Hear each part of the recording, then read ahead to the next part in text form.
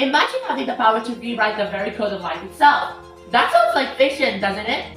Well, it was, but scientists and experts have turned it into a reality. But should we praise it or fear it? Welcome to the world of genetic engineering. To know more about it, let's dive first into what is genetic engineering. Genetic engineering is a field of science that involves changing or modifying the organism's genotypes, the genetic makeup of an organism.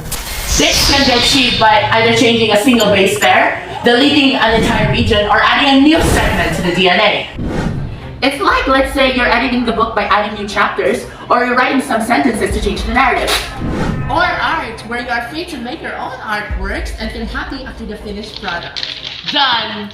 But this one goes beyond all of those. It's a science that holds the power to reshape the life under the microscope, unlocking possibilities that were once science fiction. It might seem new and modern, but the launch of the entire study can be traced back to 1869 by Frederick Mixer, who first identified the nuclei now what we call DNA.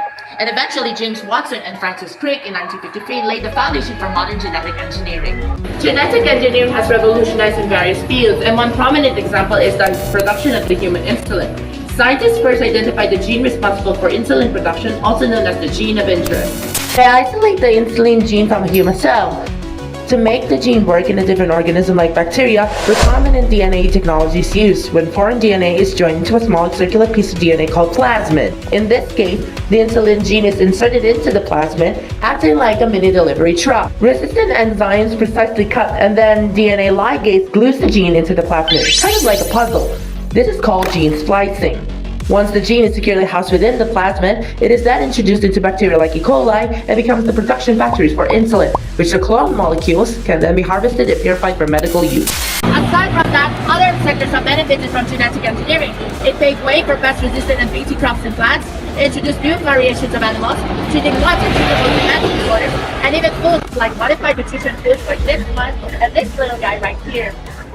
Besides its positive aspects, it also raised ethical concerns. Some reports suggest these concerns stem from an ever-growing phobia of unintended consequences, such as the accidental transmission of unwanted allergens and harmful pathogens.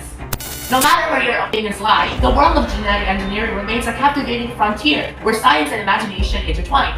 It challenges us to ponder our place in a universe of boundless possibilities and run life-changing discoveries.